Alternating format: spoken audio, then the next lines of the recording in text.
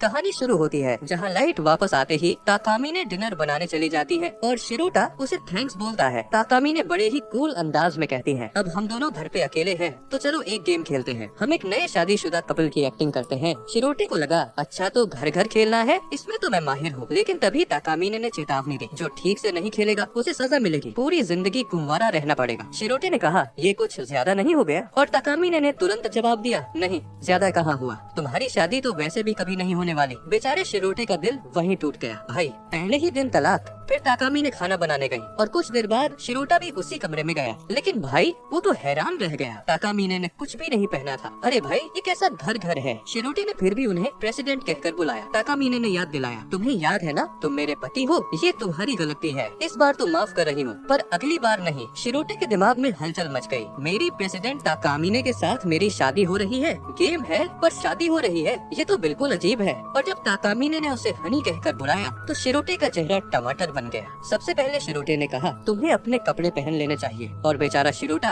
अपने ही हाथों से उसे पहनाता है। वाह रे जोरू का गुलाम। फिर दोनों खड़े होकर डिनर बनाने लगे। शिरोटे का ध्यान सिर्फ ताकामी पर था, जिस वजह से खाना जल गया। फिर ताकामी को अपनी एबिलिटी का इस्तेमाल करना पड़ा और वो फिर से पास्ट में आ गए। ताकामी ने चेतावनी दी, इस बार खाना नहीं जलना चाहिए। और आखिरकार उनका डिनर तैयार हो गया, जो देखने में काफी स्वादिष्ट लग रहा था। फिर ताकामी ने शिरोटे के पास गई और उसे अपने हाथों से खाना खिलाने लगी। शिरोटा हैरान रह गया। ताकामी ने कहा, हैरान होने की क्या बात है, हम दोनों पति पत्नी है ना। तभी खाने की कुछ बूंदें गलती से ताकामी के पैर पर गिर गयी। शिरोटा ने माफी मांगी, मुझे माफ करना, तुम्हें चोट लगी होगी। ताकामी ने पूछा, अच्छा तुम सच में माफी मांग रहे हो? शिरोटे ने हाँ कहा। तभी ताकामी ने कहा, अगर ऐसी बात है तो तुम्हें इसे चाटना होगा, कुछ भी बर्बाद नहीं होना चाहिए। तुम मेरे पति हो, तुम्हें इतना तो करना ही चाहिए। भाई शिरोटे के मुंह से आवाज नहीं निकली। फिर से एबिलिटी का इस्तेमाल हुआ और वो फिर से पास्ट में आ गए। ताकामी ने कहा, मैं तो बस तुम्हारे साथ मजाक कर रही थी। शिरोटे ने राहत की सांस ली, लेकिन ताकामी ने फिर कुछ अजीब हरकतें की, जिन्हें मैं यहाँ बयान नहीं कर सकता। आप समझ ही गए होंगे। आखिरकार उनका डिनर खत्म हो गया और उन्हें खाना काफी पसंद आया। अब बारी थी नहाने की। ताकामी ने नहाने जा रही थी, तब शिरोटे ने कहा, हाँ तुम पहले नहा लो, फिर मैं नहा लूंगा। ये सुनकर ताकामी ने हैरान हो गई और बोली, तुम्हें पता है ना कि हम नव विवाहित जोड़े हैं, तो हम एक साथ नहाएंगे। शिरोटा फिर से हैरान। उसने काफी मना किया, लेकिन ताकामी ने ऑर्डर दिया और न चाहते हुए भी शिरोटे को जाना पड़ा। कौन नहीं चाहेगा वैसे। शिरोटा बाथरूम में नहा रहा था, तभी अचानक ताकामी ने भी आ गई। शिरोटा घबरा गया, ये गेम कुछ ज्यादा ही नेक्स्ट लेवल हो रहा है, उसने सोचा। तभी ताकामी ने साबुन उठाया और बोली, अच्छा ठीक है तो मैं तुम्हारी पीठ साफ कर देती हूँ। शिरोटे और ताकामी के बीच काफी बातें हुई, जो मैं अभी आपको नहीं बता सकता, लेकिन आप समझदार हैं। मैं आपको इतना बताता हूँ कि बाथरूम के अंदर शिरोटे ने खुद को काफी कंट्रोल कर रखा था।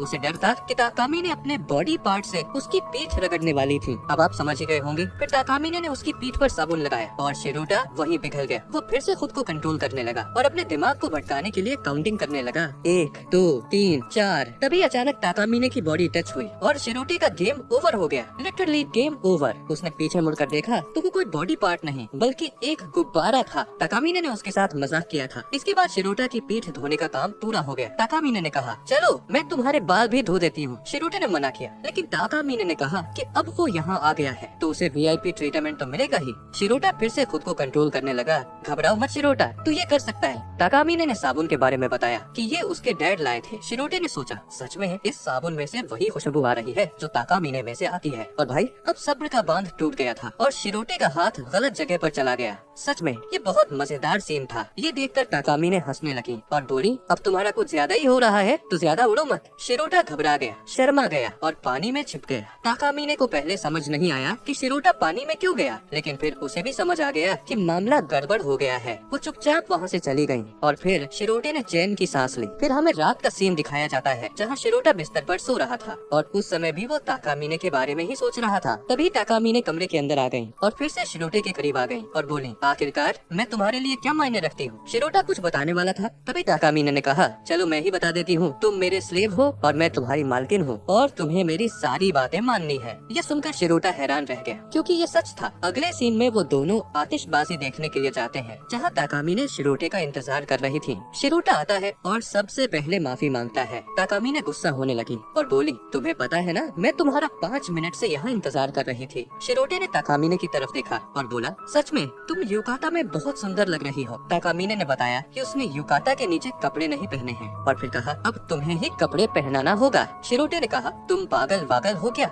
यहाँ इतने सारे लोग हैं, मैं कैसे कर सकता हूँ। ताकामिने ने कहा अब कोई ऑप्शन नहीं है तुम्हारे पास। फिर उसने बहाना बनाया कि उनकी चप्पल टूट गई है और वो आगे नहीं जा सकती और मदद मांगी। शिरोटा समझ गया कि ये बहाना है ताकि वो उसे कपड़े पहना सके। फिर शिरोटे ने उसे कपड़े पहना दिया और ताकामिने ने उसे धन्यवाद दिया। फिर उन्होंने टाइम देखा तो आतिशबाजी में अभी थोड़ा समय था। फिर वो दोनों घूमने लगे और आसपास के लोग बातें करने लगे। भाई इतनी सुंदर लड़की के साथ ये लड़का कौन है। ताकामिने की खूब तारीफ हो रही थी और शिरोटे के बारे में कहा जा रहा था कि वो काफी लकी है। सब उन्हें एक कपल की तरह देख रहे थे, जबकि सच्चाई तो सिर्फ शिरोटे को पता थी। वो उस समय यह भी सोच रहा था कि क्या वो कभी ताकामिने को डेट कर पाएगा या नहीं। उसके दिमाग में कुछ उल्टे सीधे विचार भी आने लगे। तभी ताकामिने ने उसे आवाज लगाई और शिरोटा घबरा गया। उसने कहा मुझे माफ करना, मैं कुछ भी उल्टा सीधा नहीं सोच रहा था। तभी पटाखे जलने लगे और ताकामिने ने कहा नहीं, मुझे उससे कोई फर्क नहीं पड़ता। और फिर उसने अपनी एबिलिटी का इस्तेमाल किया और बताया कि वो हर जगह से पटाखे को जलते हुए देखना चाहती थी। फिर वो दोनों स्टार्टिंग प्लेस पर पहुंच गए।